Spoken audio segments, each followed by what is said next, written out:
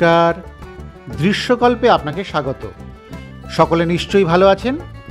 আমি পলাশ মুখোপাধ্যায় যথারীতি চলে এসেছি যাওয়া এবং খাওয়ার নতুন একটি পর্ব নিয়ে।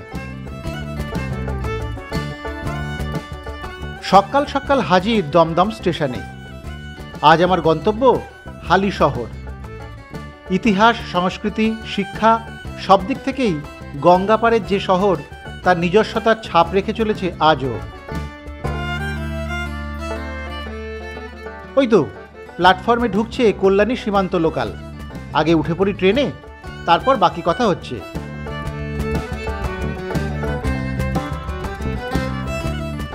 যেতে যেতে এবারে বলি হালি শহর সম্পর্কে দু চার কথা। পশ্চিমবঙ্গের এই শহরতলির ইতিহাস মধ্যযুগের। বিনয় ঘোষ তার পশ্চিমাঞ্চলীয় সংস্কৃতি বইয়ের তৃতীয় খণ্ডে উল্লেখ করেছেন, তিনি এখানে খননকৃত দুটি পাথরের দেবতা দেখেছেন, যা পাল সেন যুগের, এবং সুভাচণ্ডীতলা অঞ্চলে আরও একটি প্রাচীন গণেশ মূর্তিও রয়েছে। হালি শহর নামটি সম্ভবত হাভেলি শহর শব্দ থেকে উদ্ভূত। আইনি আকবরীতে সাতগাঁও সরকারের অধীনে একটি পরগনা হিসেবে হাভেলি শহরের নাম পাওয়া যায়। প্রশাসনের উচ্চপদস্থদের বড় বড় অট্টালিকা থাকার জন্যই সম্ভবত জনপদটির এরকম নামকরণ হয়েছিল।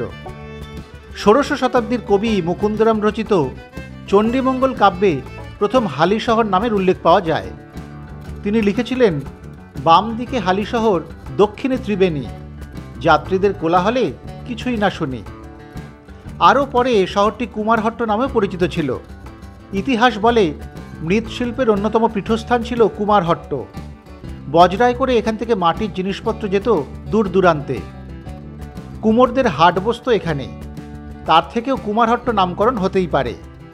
আবার কেউ কেউ মনে করেন সংস্কৃত চর্চার পীঠস্থান ছিল এই জনপদ। রাজকুমারেরা সংস্কৃতের পাঠ নিতে আসতেন বলেই নাম কুমারহট্ট।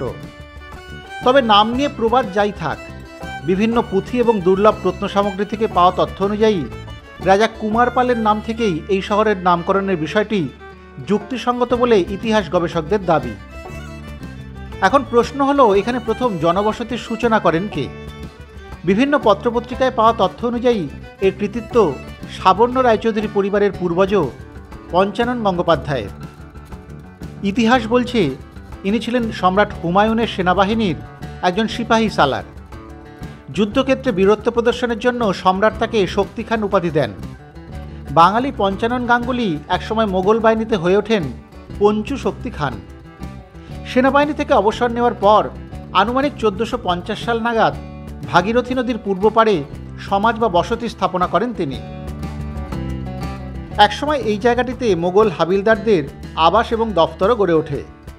পাশাপাশি তৈরি হয় পরগনার ট্যাক্স কালেক্টর, আমিন কানুনগো সহ নবাব সরকারের বিভিন্ন আধিকারিকদের প্রাসাদ তুল্য আবাসন বা হাভেলি। জনপদটির নাম হয়ে যায় হাভেলি শহর।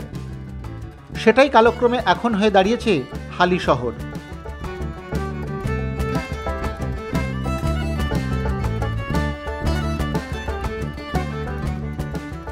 কথা বলতে বলতেই চলে এসেছি হালি শহরের কাছাকাছি।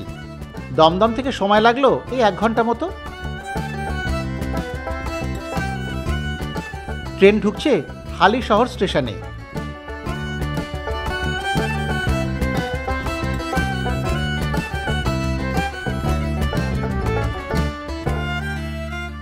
নেমে গিয়েছি হালি শহর স্টেশনে। এবার শুরু হবে আমার হালি শহর অভিযান। একটা দিক থেকে শুরু হবে মূলত আমাদের এই ভ্রমণ, তাই স্টেশনের বাইরে গিয়েই ধরে নেব টোটো বা অটো। আজকে প্রথমে যাব বলিদাঘাটায় সিদ্ধেশ্বরী মন্দিরে। সেখান থেকে শুরু হবে আমাদের আজকের বেড়ানো। সামান্য বেরিয়েই নজরে পড়ল বড় একটা তোরণ। এখানেই দেখলাম হালি শহরের পাশাপাশি কুমারহট্টেরও উল্লেখ রয়েছে।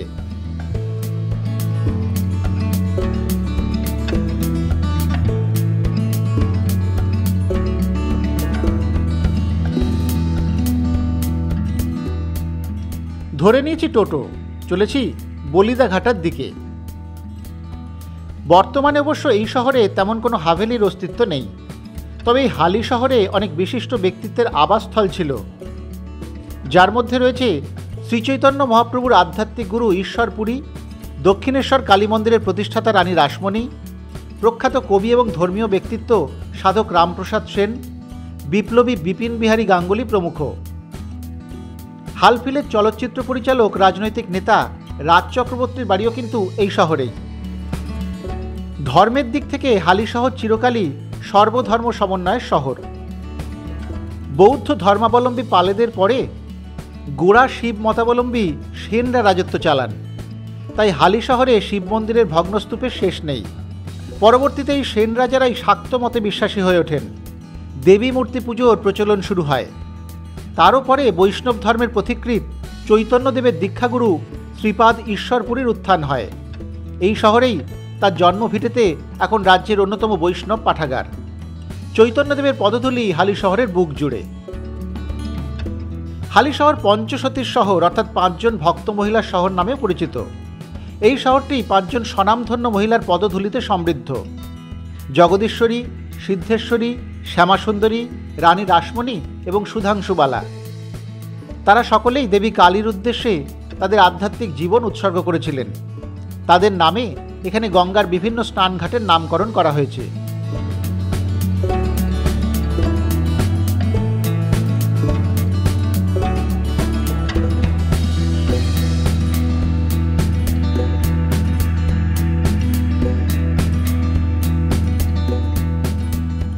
চলে এসেছি বলিদাঘাটায় সিদ্ধেশ্বরী কালী মন্দিরের সামনে। হালি শহরের দর্শনীয় স্থানগুলির মধ্যে অন্যতম এই সিদ্ধেশ্বরী কালী মন্দির। আগে সিদ্ধেশ্বরী মা ছিলেন পুলিশ ফাঁড়ির ওখানে, সেই জন্য এখন স্থানীয় বাসিন্দারা তাকে কালিকা ফাঁড়ি বলে। তদানীন্তন অবিভক্ত বাংলায় মুসলিম শাসক একবার নৌবিদ্রোহের সময় মায়ের স্বপ্নাদেশে বর্তমান স্থানে মাকে প্রতিষ্ঠা করা হয়। মায়ের বর্তমান মূর্তিটি রাজস্থানের কালো পাথর দ্বারা নির্মিত। সাবর্ণ রায়চৌধুরীদের হালি শহরে জমিদারি এস্টেট ছিল। তাদেরই এক বংশধর বিদ্যাধর রায়চৌধুরী নিয়মিত গঙ্গা স্নান করতেন। রোজই গঙ্গায় নামলে পাথরের মতো কিছু একটা পায়ে আটকাতো তার। কিছুদিন পর মা স্বপ্নে দেখা দিয়ে বলেন ওই পাথর তুলে এনে তার মূর্তি গড়ে পুজো করতে। তারপর মায়ের নির্দেশে এক অন্ধ ভাস্করকে দিয়ে পাথর খোদাই করে 3টি মূর্তি গড়ানো হয়। একটি সিদ্ধেশ্বরী মায়ের মূর্তি, দ্বিতীয় মূর্তিটি রাধাকৃষ্ণের, যা শ্যামরাই নামে পরিচিত। এই মূর্তি এখন সাবর্ণ রায়চৌধুরী পরিবারের কাছে রাখা আছে এবং নিত্য পূজিত হয়। তৃতীয় মূর্তিটি শিবের মূর্তি, যেটি এখন রামপ্রসাদের ভিটে যেতে চোখে পড়ে। জনশ্রুতি অন্ধ ভাস্কর মায়ের কৃপায় দৃষ্টি ফিরে পান। পরে অবশ্য সেই মায়ের মূর্তিটি চুরি হয়ে যায়, আর চুরি করার সময় মায়ের পায়ের খানিক অংশ মন্দিরেই থেকে যায়, যা আজও মন্দিরে পূজিত হচ্ছে। মায়ের মন্দিরের প্রবেশপথের ডান দিকে একটি মাত্র শিব মন্দির রয়েছে। সিদ্ধেশ্বরী মায়ের অন্নভোগ রোজ হয়। এখানে আরেকটি বিষয়, মায়ের ভোগ আরতি দর্শন করা যায়। মায়ের মন্দিরের প্রবেশপথের সামনে সুন্দর একটা নাট মন্দির। এগিয়ে গেলে কয়েক ধাপ সিঁড়ি বেয়ে মায়ের গর্ভগৃহের পাশে মায়ের রন্ধনশালা। মায়ের মন্দিরের প্রবেশপথের ঠিক মাঝখানে একটি দড়ি দিয়ে আটকানো মাটির ঢিপি আছে। পুরোহিত মশাইকে জিজ্ঞেস করাতে বললেন এখানে পশু বলি হয় না, বরং আখ চাল কুমড়ো বলি হয়। সন্ধেবেলায় মায়ের ভোগ হয়। এখানে সামান্য দক্ষিণার বিনিময়ে প্রসাদ মেলে। প্রসাদ মাটির সরাতে দেওয়া হয়। তবে মায়ের বর্তমান মন্দিরটি পুনর্নির্মাণ হয়েছে 1998 সালের 8ই আগস্ট। মায়ের অন্নকূট কিন্তু হয় না এখানে, তবে ঝুলন পূর্ণিমায় মায়ের বাৎসরিক উৎসব ধুমধাম করে হয়।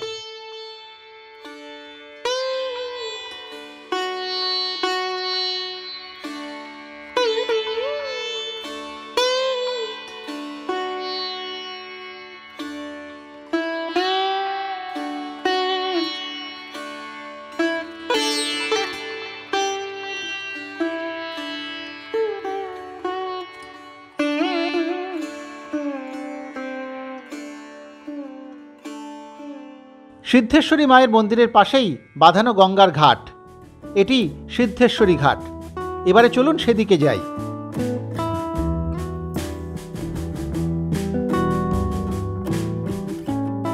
বেশ পরিচ্ছন্ন ঝকঝকে তকতকে ঘাট। সকালে তেমন ভিড়ও নেই, খুব সুন্দর লাগছিল। ঘাটের পাশেই ছোট্ট পার্ক এবং বসার জায়গা। এবারে গেলাম সেই দিকে।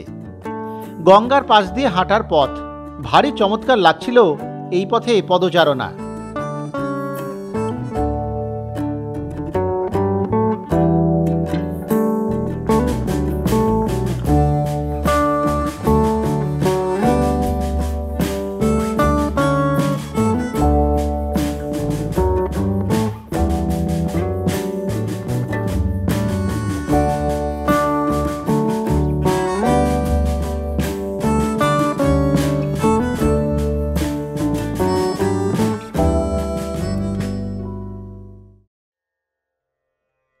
গঙ্গার ধারে কিছুটা সময় কাটিয়ে এবারে চলে এসেছি পুষণ আশ্রমের সামনে। হাঁটা পথে আমার মিনিট 2 সময় লেগেছে। বড় রাস্তার উপরেই বড় একটা গেট। বাইরে থেকে বন্ধ মনে হলেও আশ্রম কিন্তু খোলাই থাকে। গেট খুলে ভিতরে ঢুকেই এক লহমায় মনটা ভালো হয়ে গেল।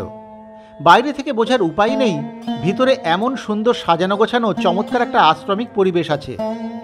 ঢুকেই মনে হচ্ছিল যেন এক টুকরো মিনি পন্ডিচেরিতে এসে পড়েছি। এই পুষণ আশ্রম গঙ্গা নদীর তীরে অবস্থিত একটি পবিত্র স্থান। খুবই শান্ত এবং নিরিবিলি জায়গা। আশ্রম ক্যাম্পাসটি খুবই সুশীতল এবং সবুজে ভরা। বিভিন্ন পাখির মিষ্টি কিচিরমিচির এর পরিবেশকে সত্যি এক অসাধারণ করে তুলেছে। এবারে চলুন ঘাসের লন বেয়ে আশ্রমের পিছনের দিকে যাই। চারিদিকেই ফল এবং ফুলের গাছ।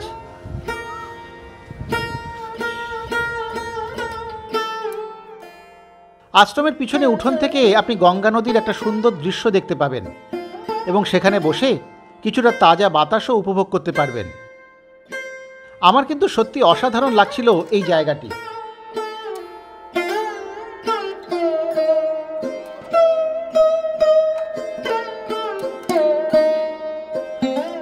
আশ্রমের মাঝে মূল মন্দিরটি মাটির।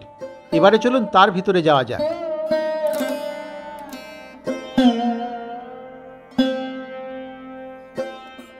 একটি সুন্দর মাটির কুটির, যেখানে ঋষি অরবিন্দ এবং তার এক অনুসারী মুক্তেশ্বর মহারাজজির পুজো করা হয়।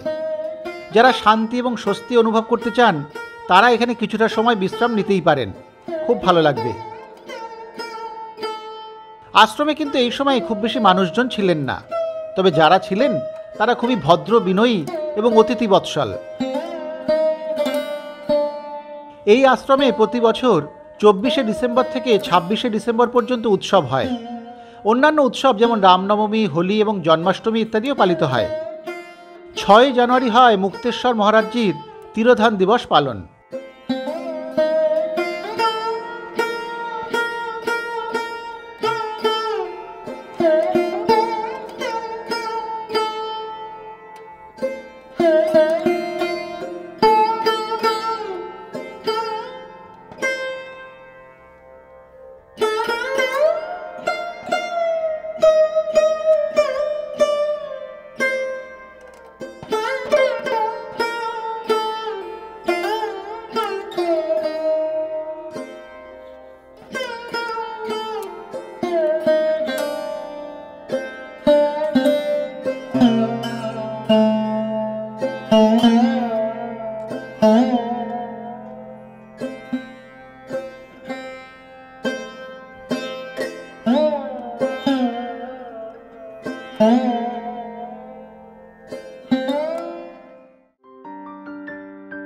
পুষণ আশ্রম থেকে 1 মিনিটের হাঁটা পথেই পড়ল বাঁধাঘাট।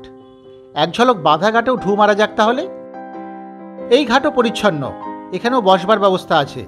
হালিশহরের ঘাটগুলি দেখে আমার বেশ পছন্দ হয়েছে। পরিষ্কার পরিচ্ছন্ন, সুবিধামতো বসবার ব্যবস্থা আছে, বেশ ভালো।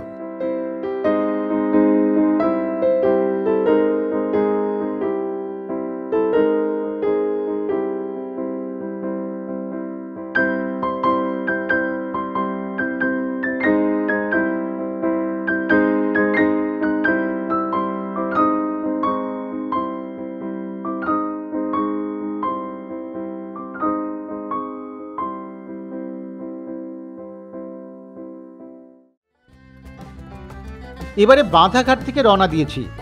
ঘোষপাড়া রোড ধরে চলেছি উত্তর দিকে।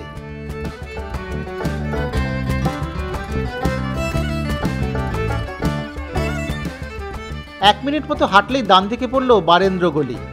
এবারে ঢুকে গেলাম বারেন্দ্র গলির ভিতরে।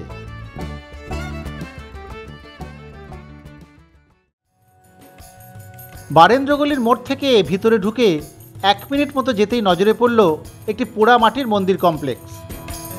এটি স্থানীয়ভাবে বারেন্দ্র গলির শিব মন্দির নামেই খ্যাত, গুগলেও তাই দেখানো হয়েছে। কিন্তু আদতে এটি নন্দকিশোর মন্দির চত্বর। এই চত্বরে 4টি পোড়ামাটির মন্দির রয়েছে। কমপ্লেক্সের প্রবেশপথের সামনে দাঁড়ালে প্রথম বাঁদিকের মন্দিরটি বিখ্যাত নন্দকিশোর মন্দির। এই চত্বরে 4টি মন্দির রয়েছে, যার মধ্যে 2টি পশ্চিমবঙ্গ রাজ্য হেরিটেজ কমিশন দ্বারা পুনরুদ্ধার করা হয়েছে এবং একটি নীল বোর্ড গর্বের সঙ্গে এটিকে একটি সুরক্ষিত স্মৃতিস্তম্ভ হিসেবে ঘোষণা করেছে। পিছনের 2টি মন্দির অবশ্য একেবারেই ধ্বংসস্তূপ।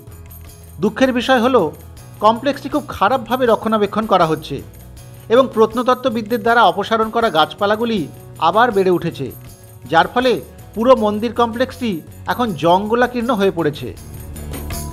1743 সালে স্থানীয় জমিদার নন্দগোপাল রায় কর্তৃক নির্মিত মন্দিরের বাইরের দেওয়ালটি জটিল পোড়ামাটির প্যানেল দিয়ে সজ্জিত। অতিবৃদ্ধ ঘাসে ঢাকা বেস প্যানেলগুলিতে পালকি, ব্রিটিশ সৈন্য এবং রাজসভার দৃশ্য রয়েছে। খিলানের ওপরে খিলান প্যানেলগুলিতে রামায়ণের যুদ্ধের দৃশ্য দিয়ে সজ্জিত। নন্দী এবং গরুড়ের একটি সুন্দর প্যানেল চোখের আরাম দেয়। দুর্ভাগ্যবশত নন্দকিশোর মন্দিরটি একটি বিশাল বটগাছের কাণ্ড এখন। সেই কাণ্ড কেটে ফেললে মন্দিরটিও ভেঙে যেতেই পারে। রাজ্য প্রত্নতত্ত্বের রক্ষণাবেক্ষণের অধীনে থাকা সত্ত্বেও গোটা মন্দিরটি শতাব্দীর পর শতাব্দী ধরে যে অযত্নে পড়েছিল, এখনও কিন্তু খুব একটা পরিবর্তন হয়নি। এর উল্টো দিকে থাকা মন্দিরের গায়েও সুন্দর টেরাকোটার কাজ, কিন্তু সে সবই অযত্নে প্রায় নষ্ট হওয়ার পথে। তবুও যেটুকু আছে তা মুগ্ধতা আনে। এখানে এই মন্দির দেখতে দেখতে এক স্থানীয় মহিলা জিজ্ঞাসা করছিলেন আমি কে, কোথা থেকে এসেছি।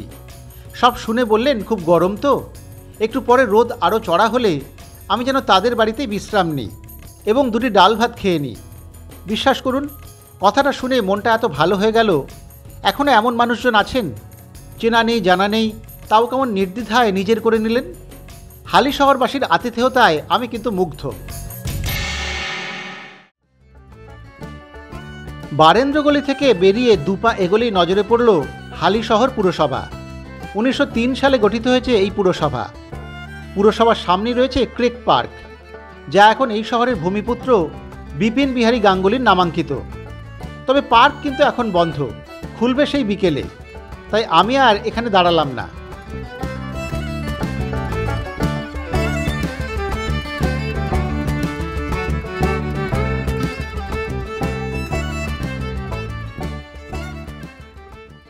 এই পার্কের পাশেই রয়েছে রামপ্রসাদ ঘাট।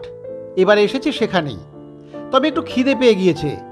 ভেবেছিলাম সরকার বাজারে গুপির কচুরি খাবো, কিন্তু সকালে আসার সময় সেই দোকান তখনও খোলেনি।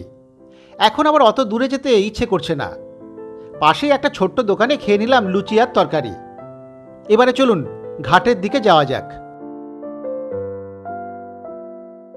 অন্য ঘাটগুলির মতো নির্জন নয়, এই সকালেও কিন্তু রামপ্রসাদ ঘাট বেশ জমজমাট। ঘাটের সিঁড়ির পাশের দেওয়ালে রামপ্রসাদের জীবনের নানান স্মরণীয় ঘটনা ফুটিয়ে তোলা হয়েছে। আছেন ভিক্ষুকের দলও।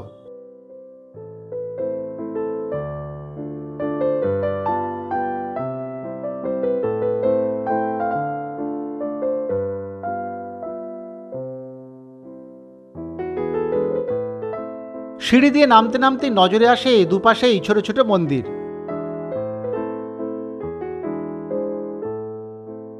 রামপ্রসাদের মৃত্যু নিয়ে একটা কিংবদন্তি প্রচলিত আছে।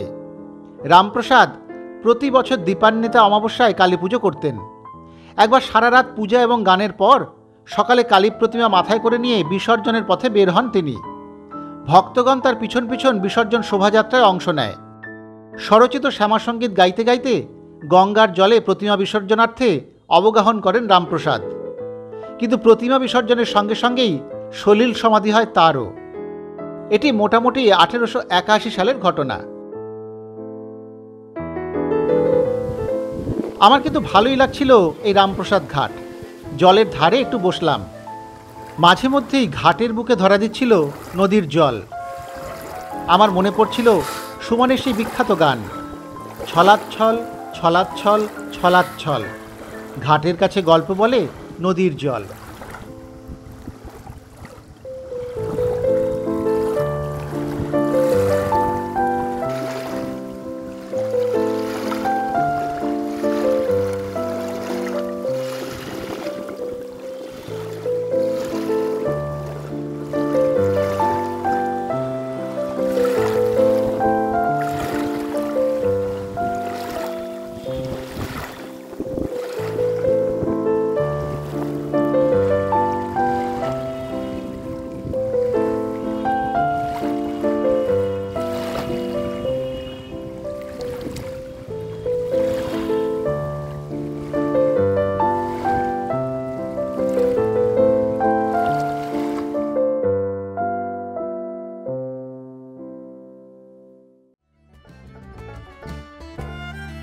রামপ্রসাদ ঘাট থেকে এবার রওনা দিলাম।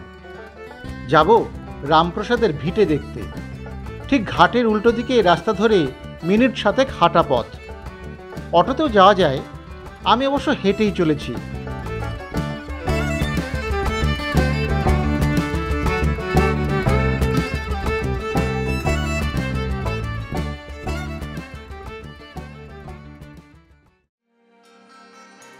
এক মিনিট মতো যেতেই নজরে এলো দুটি শিব মন্দির পাশাপাশি। একটু দাঁড়াতেই হলো, এ দুটিও দেখেই যাই তাহলে। দুটি মন্দির মুখোমুখি, দুটি পঞ্চরত্ন শৈলীর। দুটি মন্দিরের ভিতরেই শিবলিঙ্গ রয়েছে।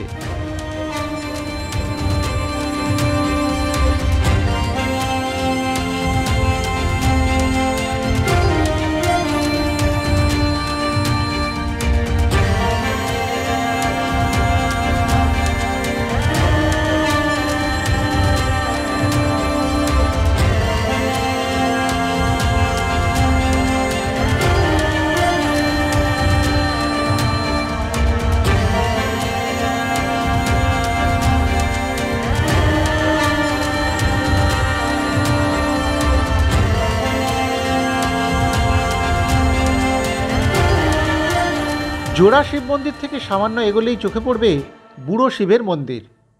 এটি দেখতে বেশ অকিঞ্চিতকর বা সাদামাটা হলেও এই বুড়ো শিব কিন্তু হালিশহরের অন্যতম প্রাচীন দেবতা। সিদ্ধেশ্বরী মায়ের মূর্তি যে পাথর থেকে গড়া হয়েছিল, এই বুড়ো শিবের মূর্তিও সেই পাথর থেকেই গড়া হয়। এই মন্দিরের প্রতিষ্ঠা ফলক দেখে জানা যায় 1660 সালে সাবর্ণ রায়চৌধুরীর বংশধর বিদ্যাধর রায়চৌধুরী এই মন্দির প্রতিষ্ঠা করেন। যদিও মন্দিরের এখন নবরূপ। ভিতরে একটি শিবলিঙ্গ এবং তার পাশে একটি বড় পাথর রাখা আছে।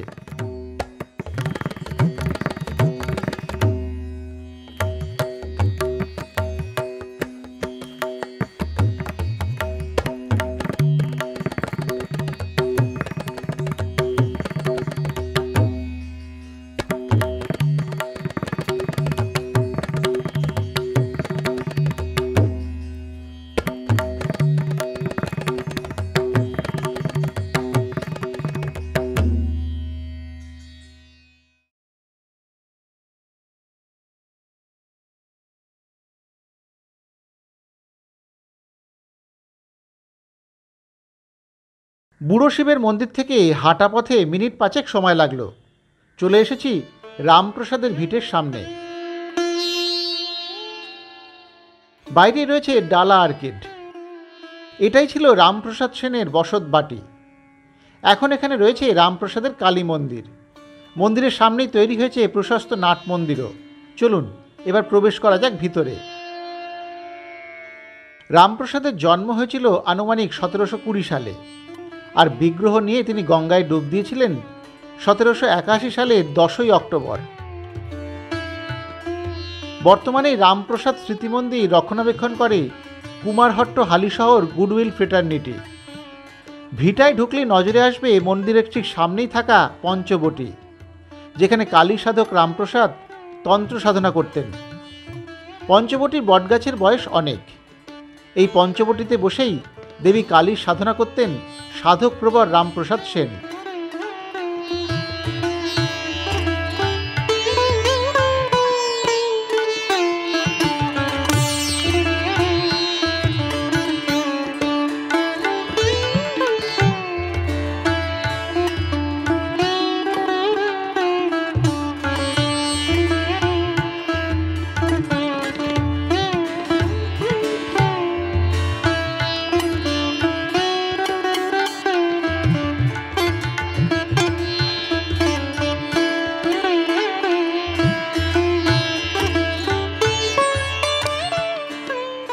রামপ্রসাদ সেনের দুই মেয়ে ছিলেন, তারা হলেন জগদীশ্বরী এবং পরমেশ্বরী। এখানে কোষ্ঠী পাথরের তৈরি দেবী কালীর বিগ্রহের নামও প্রসাদময়ী জগদীশ্বরী কালী। দেবী মূর্তির অবশ্য ছবি তোলা বারণ, তবে ফেসবুকে তা মেলে সহজেই। আপনাদের জন্য সেই ছবি তুলে দিলাম এখানে।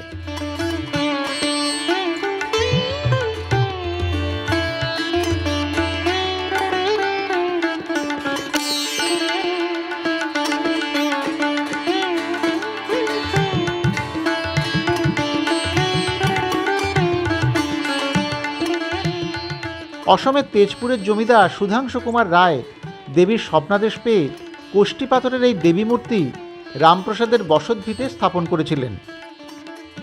রামপ্রসাদ সেনের সম্পর্কে বহু কাহিনী প্রচলিত আছে। শোনা যায় তিনি একবার বাড়িতে বেড়া বাঁধছিলেন। সেই সময় কাছেই খেলা করছিল তার মেয়ে।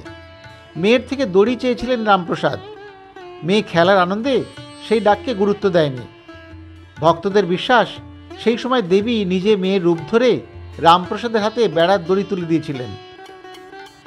রামপ্রসাদ সেন কৃষ্ণনগরের রাজা কৃষ্ণচন্দ্র রায়ের জমিদারি সেরেস্তায় হিসাবের খাতা লিখতেন।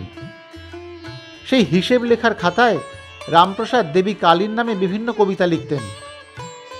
তা দেখে মুগ্ধ হয়ে রাজা কৃষ্ণচন্দ্র রামপ্রসাদকে হালিশহরের বাড়িতে পাঠিয়ে দিয়েছিলেন।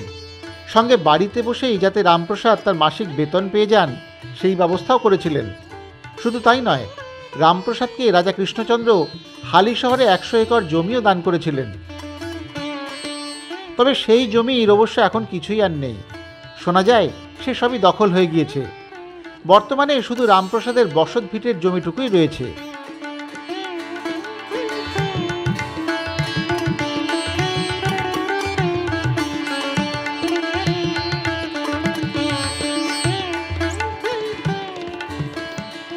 মন্দিরের পাশেই রয়েছে পুকুর। সেখানেই স্নান করতেন তন্ত্রাচার্য কৃষ্ণানন্দ আগমবাগীশের শিষ্য প্রখ্যাত কালীসাধক রামপ্রসাদ সেন। এখানেও ভোগ গ্রহণের ব্যবস্থা আছে বটে, তবে তা খেতে হলে 9টা থেকে 10টার মধ্যে এসেই কুপন সংগ্রহ করে নিতে হবে। ফোনে বলার ব্যবস্থা এখানে নেই।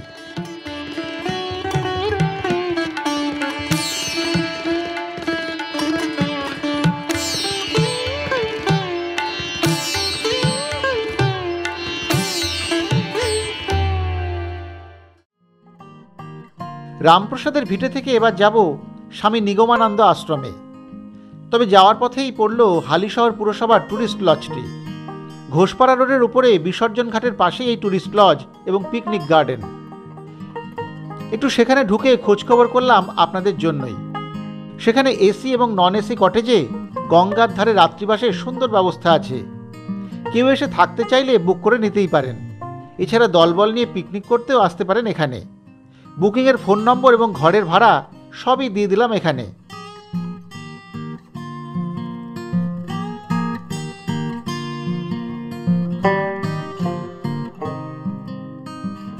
সবুজে ঘেরা পরিবেশটি কিন্তু বেশ ভালো।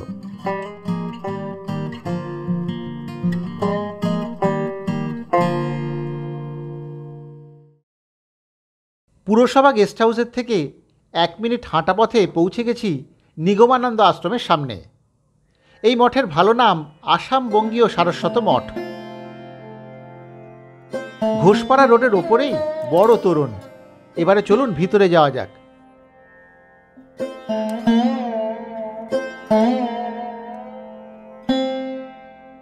বেশ বড়সড় চত্বর নিয়ে আশ্রম।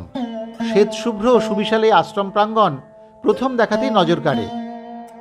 বাংলার 1332 সালের শুরুর দিকে বালিয়াটির বাসিন্দা গঙ্গা গোপাল সাহার দানশীলতার মাধ্যমে এই আশ্রমের ভিত্তি স্থাপনের কাজ শুরু হয় এবং অক্ষয় তৃতীয়ার শুভ দিন উপলক্ষে এখানে গুরু ব্রহ্মের আসন স্থাপন করা হয়। সুবিশাল এই আশ্রমটি ঘুরে দেখতে দেখতেই চলুন নিগমানন্দ সরস্বতী সম্পর্কে খুব সংক্ষেপে একটু জেনে নেওয়া যাক। পরমহংস নিগমানন্দ হিন্দু সন্ন্যাসী। তিনি বর্তমান বাংলাদেশের কুষ্টিয়া জেলার মেহেরপুরে জন্মগ্রহণ করেন। জন্ম 18ই আগস্ট 1880 সালে। মহাপ্রয়াণ 1935 সালের 29শে নভেম্বর। তার আসল নাম নলিনীকান্ত চট্টোপাধ্যায়। সন্ন্যাসোত্তর তিনি স্বামী নিগমানন্দ সরস্বতী পরমহংস নামেই পরিচিত হন। জ্ঞাতিসূত্রে নলিনীকান্ত ছিলেন বঙ্কিমচন্দ্র চট্টোপাধ্যায়ের ভ্রাতুষ্পুত্র। নলিনীকান্ত ঢাকা সার্ভে স্কুলের শেষ পরীক্ষা অবতীর্ণ হয়ে দিনাজপুর ডিস্ট্রিক্ট বোর্ডে ওভারসিয়ারের চাকরি নেন, কিন্তু পত্নী সুধাংশুবালার আকস্মিক মৃত্যুতে তার মধ্যে বৈরাগ্যের উদয় হয় এবং তিনি বীরভূম তারাপীঠের মহাসাধক বামাখ্যাপার নির্দেশে সংসার ত্যাগ করেন। যথাসময়ে পশ্চিম ভারতের পুষ্কর তীর্থের নিকটবর্তী সাবিত্রী পাহাড়ে স্বামী সচ্চিদানন্দ সরস্বতীর নিকট সন্ন্যাস নিয়ে তিনি নিগমানন্দ নাম গ্রহণ করেন। তন্ত্র, জ্ঞান, বেদান্ত, যোগ এবং প্রেমের সাধনায় তিনি সিদ্ধ হন। তার তন্ত্রগুরু ছিলেন বামাখ্যাপা, জ্ঞানগুরু স্বামী সচ্চিদানন্দ পরমহংস, যোগগুরু সুমের দাসজি এবং প্রেমগুরু গৌরীমা। নিগমানন্দ আধ্যাত্মিকতার বিষয়ে বেশ কিছু গ্রন্থ রচনা করেন। সনাতন ধর্মের মুখপত্র হিসেবে তিনি প্রকাশ করেন আর্য দর্পণ মাসিক পত্রিকা। অসমের কোকিলামুখে আসাম বঙ্গীয় সারস্বত মঠ, ঢাকা মধ্য বাংলা সারস্বত আশ্রম, বগুড়ায় উত্তর বাংলা সারস্বত আশ্রম, ময়নামতিতে পূর্ব বাংলা সারস্বত আশ্রম এবং হালি শহরে দক্ষিণ বাংলা সারস্বত আশ্রম, এখন যার নাম হয়েছে আসাম বাংলা সারস্বত আশ্রম, এবং খড়কুনামায় পশ্চিম বাংলা সারস্বত আশ্রম নামে অবিভক্ত বঙ্গের 5টি বিভাগে 5টি আশ্রম তিনি প্রতিষ্ঠা করেন। এছাড়া ঋষি বিদ্যালয় এবং দাতব্য চিকিৎসালয় স্থাপন, ভক্ত সম্মিলনী প্রবর্তন এবং সব সম্প্রদায়কে ঐক্যসুরে বাঁধার জন্য জয়গুরু মহানাম প্রচার করেন। শঙ্করের মত এবং গৌরাঙ্গের পথ অর্থাৎ ভক্তিপথে অদ্বৈত ব্রহ্মজ্ঞান লাভ, এই হল নিগমানন্দের ধর্মভাবনার মূল আদর্শ। 1342 বঙ্গাব্দে 13ই অঘ্রাণ তিনি শেষ নিঃশ্বাস ত্যাগ করেন এবং হালি শহরের সারস্বত আশ্রমেই তাকে সমাধিস্থ করা হয়। এই আশ্রমটি এখন নিগম তীর্থে পরিণত হয়েছে।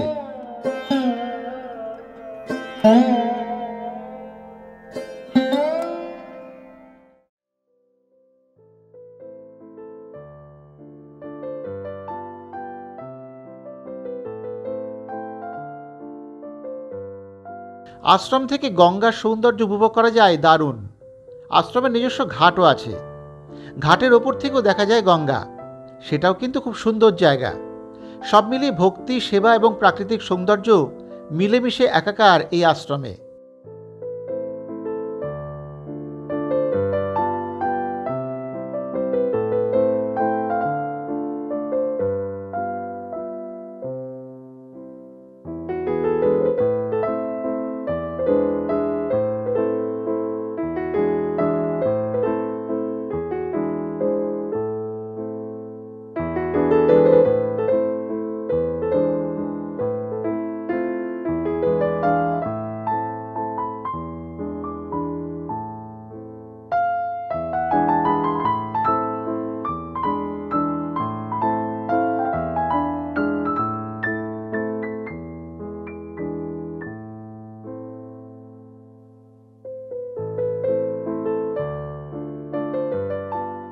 এখানে কিন্তু ভোগ খাওয়ারও ব্যবস্থা আছে। সকাল সকাল এসে কুপন কেটে নিতে হয় 50 টাকা দিয়ে। বেলা 1:45 নাগাদ ভোগ দেওয়া শুরু হয়। তাই সকালে এসে ভোগের কুপন সংগ্রহ করেও আপনারা আশপাশের দর্শনীয় স্থানগুলি দেখে নিতে পারেন।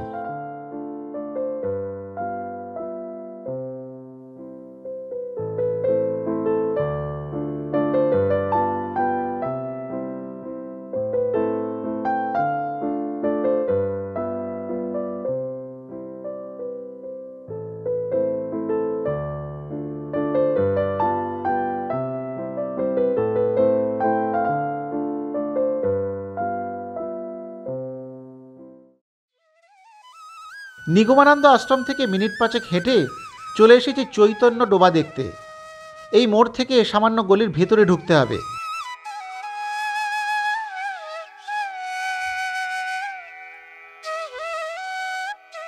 এই তো সামনেই বাঁধানো পুকুরটি হলো চৈতন্য ডোবা। কিন্তু চৈতন্যদেবের সঙ্গে কিভাবে জড়িয়ে গেল একটি স্থান বা পুকুরের নাম, এ বিষয়ে একটা কাহিনী প্রচলিত আছে।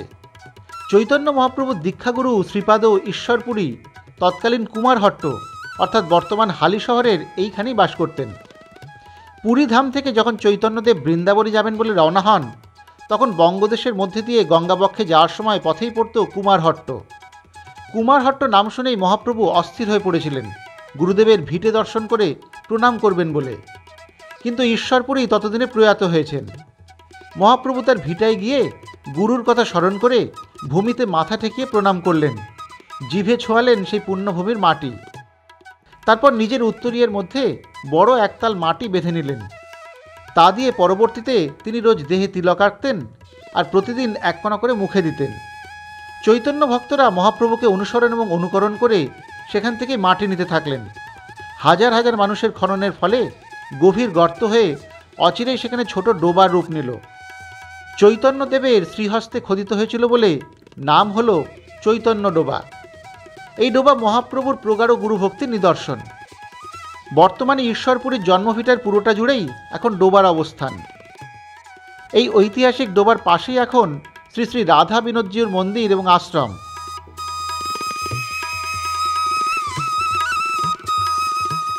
আসলে এটি ইতিহাস প্রসিদ্ধ দ্বিতীয় শ্রীবাস অঙ্গন।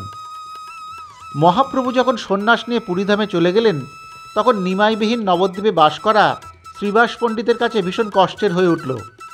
শ্রীবাস ভাবলেন, গৌরাঙ্গ একদিন ঠিক কুমারহট্টে তো আসবেনই, কারণ সন্ন্যাসের নিয়মেই আছে সন্ন্যাস গ্রহণের পর গুরুভিটা প্রণাম করতে যেতেই হয়।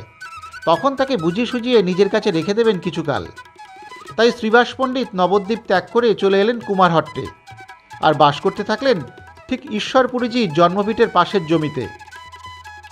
যখন শ্রীচৈতন্য মহাপ্রভু কুমারহট্টে এলেন, তখন শ্রীবাস পণ্ডিতের মনের আশা পূর্ণ হল। তার গৃহকে আবার কীর্তনে ভরিয়ে মহানন্দের হাট বসালেন মহাপ্রভু সেখানে। সেই দ্বিতীয় শ্রীবাস অঙ্গনেই এখন শ্রী শ্রী রাধা বিনোদজিউর মন্দির নির্মিত হয়েছে এবং শ্রী শ্রী নিতাই গৌরাঙ্গ গুরুধাম আশ্রমও প্রতিষ্ঠিত হয়েছে পরবর্তীতে। চৈতন্য ডোবা দেখে এবার উঠে পড়েছি টোটোয়, যাচ্ছি বাগমোড়ে। কাঁচরাপাড়া স্টেশন থেকে সোজা পথ এসে যেখানে ঘোষপাড়া রোডের সঙ্গে মেলে, সেটাই হচ্ছে বাগমোড়।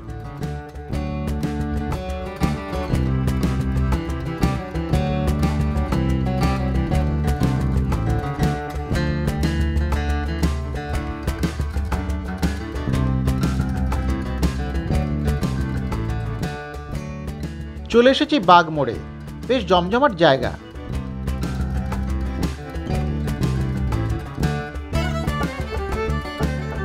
চারমাথার মোড়ে রানী রাসমণির পূর্ণাবয়ব মূর্তি, এর আশেপাশেই ছিল তার সাধের জন্মস্থান।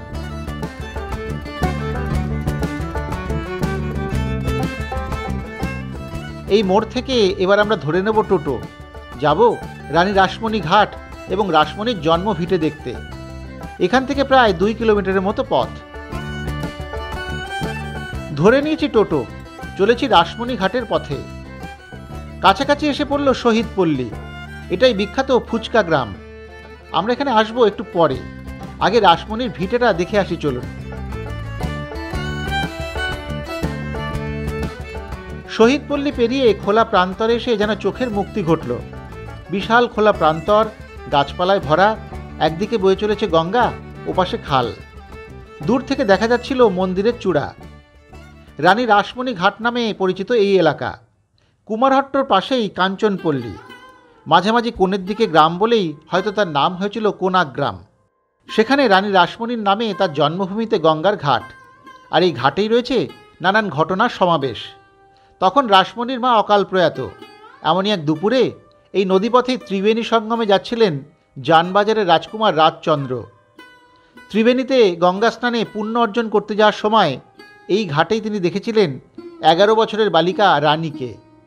দেখা হলো দুজনের, তারপরে হলো বিয়ে। নদীর একদম গা ঘেঁষে ঢালাই রাস্তা, আর তার পাশেই মন্দির। বর্ষার সময় নদীর দুকুল ছাপিয়ে জল উঠে আসে মন্দিরের গোড়া পর্যন্ত। সে কারণেই হয়তো মাতৃমূর্তি স্থাপনা করা হয়েছে মন্দিরের দ্বিতল কক্ষে। নিচের তলটা অনেকটাই খোলামেলা রাখা হয়েছে। রানী রাসমণির ইচ্ছে ছিল নিজের ভিটে এবং এই গ্রামে একটি মন্দির করবার, কিন্তু স্থানীয় জমিদারের অসহযোগিতায় তিনি তা করে উঠতে পারেননি। রানীর মৃত্যুর পর কেটে গেছে প্রায় 1 শতক। লোকমুখে কথিত হালি শহরের 3 গ্রামের 3 ব্যক্তি হঠাৎ প্রায় একই সময়ে পেলেন মায়ের স্বপ্নাদেশ। গঙ্গার পূর্ব পারে মায়ের মন্দির স্থাপন করে মাকে প্রতিষ্ঠা করতে হবে। কেউ পেলেন জমি কেনার আদেশ, কেউ মন্দির করবার, কেউ বা মাতৃমূর্তি স্থাপন করার। প্রত্যেকেই আলাদা আলাদা ব্যক্তি, কেউ কারো পরিচিত নন। পরবর্তীতে 3 ব্যক্তি আলোচনা করে স্থির করলেন মন্দির স্থাপনের বিষয়টি। 1974 সালে চরনন্দনবাটি গ্রামে গড়ে উঠল মায়ের মন্দির। রানী রাসমণির অপূর্ণ ইচ্ছাকে সম্মান জানাতে মন্দির তৈরি হলো দক্ষিণেশ্বরের মন্দিরের আদলে। আবাহনী পুজো এবং বিগ্রহের প্রাণ প্রতিষ্ঠা করলেন ত্রৈলঙ্গ স্বামীর প্রশিষ্য। বর্তমানে জগন্মাতা রামকৃষ্ণ সেবাশ্রম সংঘ মন্দিরের নিত্য সেবা এবং উন্নতির কাজ করে চলেছে। সিঁড়ি দিয়ে ওপরে উঠলে মূল মন্দিরের গর্ভগৃহ, ভিতরে মা কালীর বিগ্রহ। ছবি তোলা অবশ্য নিষেধ এখানেও। কোষ্ঠী পাথরে গড়া মায়ের মুখ, দক্ষিণমুখী স্থাপিত মা এখানে দক্ষিণাকালী রূপে বিরাজিতা। নিত্য পুজো ছাড়াও এখানে বিভিন্ন শুভ অনুষ্ঠানের ব্যবস্থাও আছে। এই মন্দিরেও ভোগ গ্রহণের ব্যবস্থা আছে। প্রসাদ নেওয়ার জন্য আগের দিন ফোন করে জানাতে হয়। নম্বর এখানে দেওয়া রইল।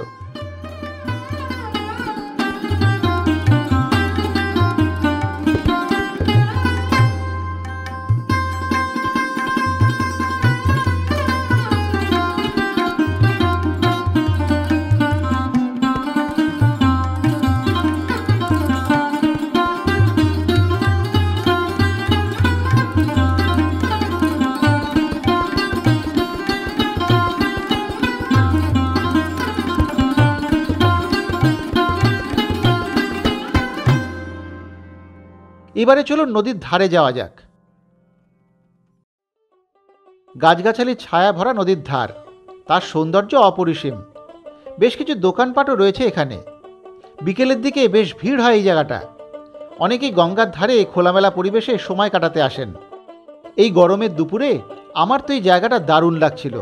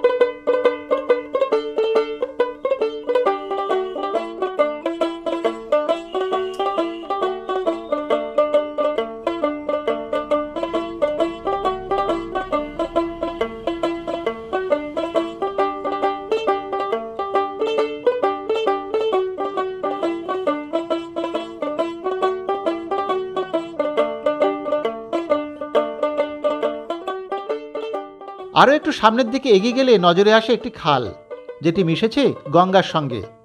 এই দিকটা বেশ নিরিবিলি নির্জন। ছোট ছোট ডিঙি নৌকোয় মৎস্যজীবীদের জীবনযাত্রার চালচিত্র, সব মিলিয়ে মন ভালো করা একটা ছবি।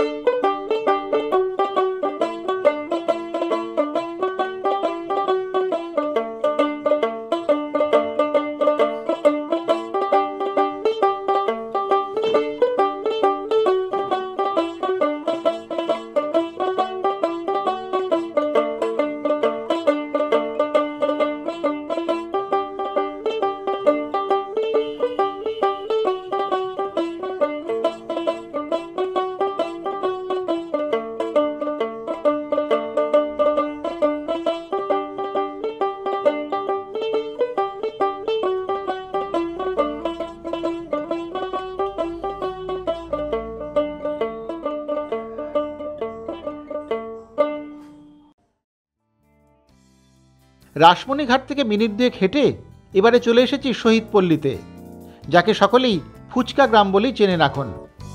শহীদপল্লীর ঠিকানায় একই সঙ্গে হালিশহর, কাঁচরাপাড়া এবং কল্যাণী 3টি জায়গার নামই পাওয়া যায়। তবে এটি নদিয়া জেলার মধ্যেই পড়ে। এই এলাকায় প্রায় 150টিরও বেশি পরিবার এখন এই ফুচকা তৈরি করে জীবিকা নির্বাহ করেন। ফুচকার পুর যে আলু ছাড়া আর কী হতে পারে, সেই বিশাল গবেষণায় ব্যস্ত এখানকার ফুচকা ব্যবসায়ীরা। তাদের দারুণ সব উদ্ভাবনী শক্তি এনেছে ফুচকায় বৈচিত্র্য।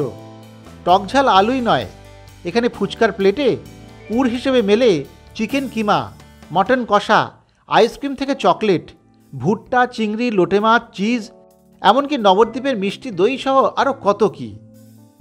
আমি যেখানে এসেছি সেই দোকানে এই লিস্ট দেখাই আপনাদের, কত রকমের ফুচকা হয় দেখুন একবার।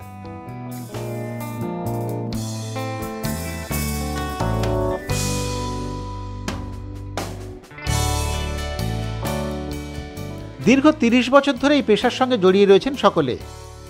শুনলাম আগে সাধারণ টক জলের ফুচকা হলেও লকডাউনের পর থেকে ফুচকার এই বৈচিত্র্য নিয়ে চর্চা শুরু হয়, ক্রমশ তা বাড়ছে এখন। এবার তাহলে খেয়েই দেখা যাক এখানকার এই বিভিন্ন রকমের ফুচকা।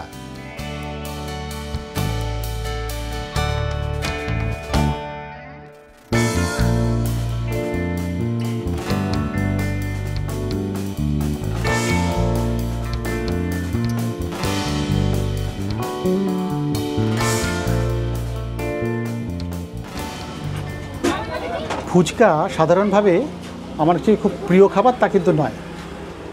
মাঝে মধ্যে স্ত্রীর পাল্লায় পড়ে ফুচকা একটু একটু খাওয়া হয় বটে, তবে সেটা ওই একটা দুটো ম্যাক্সিমাম, তাও সেটা নর্মাল যে ফুচকা জল দিয়ে হয় সেসব, বা কখনো কখনো দই ফুচকা। কিন্তু এখানে এসেই ফুচকা পাড়ায় এসে বা ফুচকা গ্রামে এসেই আমি একদম স্তম্ভিত। মানে এত রকমের যে ফুচকা হতে পারে, কোনটা ছেড়ে কোনটা খাবো এইটা নিয়ে একটা বেশ দ্বিধাচলতা একটা ভুলে আমি নিজেই ভুগছিলাম যে কি খেতে পারি, কারণ এত ফুচকা তো খাওয়া সম্ভব না, বহু রকমের ফুচকা। আমি তার মধ্যে বেছে নিয়েছি বেশ কয়েকটা যেগুলো আমার আনকমন মনে হয়েছে, যেমন এই নবদ্বীপের মিষ্টি দইয়ের ফুচকা, তারপরে আছে চিকেন ফুচকা, লোটে মাছের ফুচকা, চিংড়ির ফুচকা, আচ্ছা এদিকে আনারসের ফুচকাও নিয়েছি আমি, তার সঙ্গে ম্যাঙ্গো ফুচকা, এইগুলো নেওয়া হয়েছে। এছাড়াও আরও অনেক কিছু আছে, মাটন ফুচকাও আছে, আরও অন্যান্য বহু রকমের, সেই তালিকা তো আপনাদের দেখিয়েছি আমি কী কী পাওয়া যায়। তো এইগুলো কিন্তু বেশ ভালো, মানে আমি একটু একটা খেয়ে দেখি, তারপর বাকিটা পরে আপনাদের বলবো। একটা আমি প্রথমে তাহলে কি খাওয়া যাক, আচ্ছা এইটা বোধহয় আনারসের ফুচকা, একটা আনারসের ফুচকা দিয়ে উদ্বোধনটা করি আমি খাওয়াটা। এ তো বিশাল বড় দেখছি।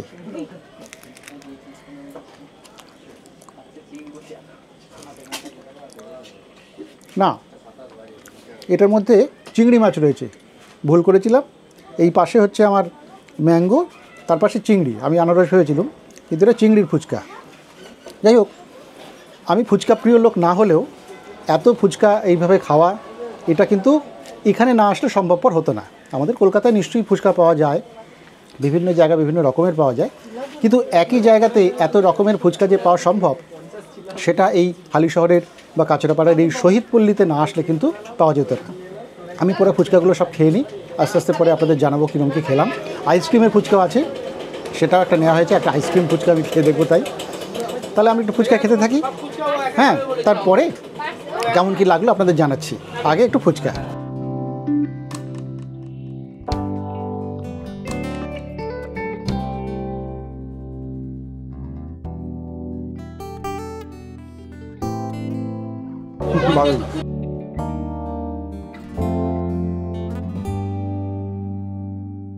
আমি কিন্তু আমার খাওয়া ফুচকাগুলির মধ্যে সবচেয়ে ভালো খেয়েছি আইসক্রিম ফুচকা। অন্যগুলিও খেতে ভালোই, কিন্তু আইসক্রিম ফুচকাটা দারুণ। ফুচকা এখানে পাইকারি হিসেবে বিক্রিও হয়, আবার নিজেদের স্টলের জন্য প্রত্যেকটি দোকানে রয়েছে বাহারি ফুচকাও। ফুচকার দাম শুনলে কিন্তু অবাক হতে হবে। এখানে সাধারণ ফুচকা এখনও 10 টাকায় 10টা। তবে হ্যাঁ, অন্য ধরনের ফুচকার অবশ্য নানান রকমের দাম, 30 থেকে 70 টাকা পর্যন্ত প্লেট। সব দোকান একসঙ্গে খোলা পেতে হলে অবশ্য বিকেলের দিকে আসাই ভালো। ও হ্যাঁ, কৃষ্ণ ভক্তদের জন্য রয়েছে নিরামিষ ফুচকাও।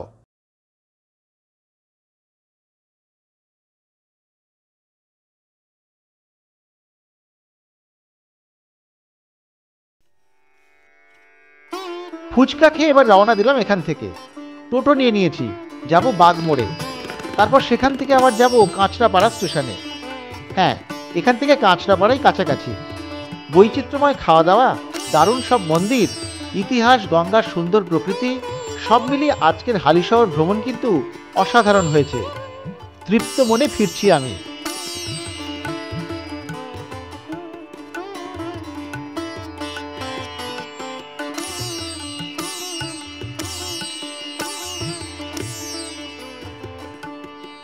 চলে এসেছি কাঁচরাপাড়া স্টেশনে। এখান থেকে ধরে নেব দমদম যাওয়ার ট্রেন।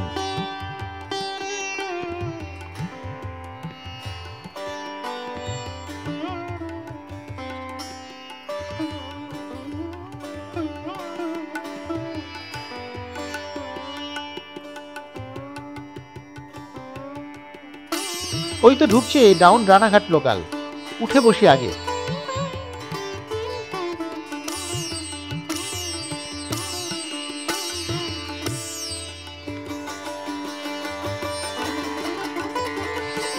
ফিরতি পথে এবারে বলি হালি শহরে আসবেন কিভাবে। সবচেয়ে সুবিধে ট্রেনে আসা। শিয়ালদহ বা দমদম থেকে কল্যাণী, রানাঘাট, গেদে, কৃষ্ণনগর প্রভৃতি লোকাল ট্রেন হালি শহরের ওপর দিয়ে যায়। বাসে গেলে বারাকপুর থেকে 85 নম্বর বাসেও যেতে পারেন। গাড়িতে বা বাইকে গেলে কল্যাণী এক্সপ্রেসওয়ে ধরে যান, অথবা বিটি রোড ধরে বারাকপুর থেকে ঘোষপাড়া রোড ধরে হালি শহর পৌঁছানো যায়। থাকার জন্য পুরসভার টুরিস্ট লজ ছাড়াও বেশ কিছু হোটেল বা লজ আছে। খাওয়া দাওয়ার জন্য বিভিন্ন মানের হোটেল এবং রেস্টুরেন্ট মিলে যাবে। ঘোরাঘুরির জন্য টোটো বা অটো ভাড়া করেও নিতে পারেন একদিনের জন্য।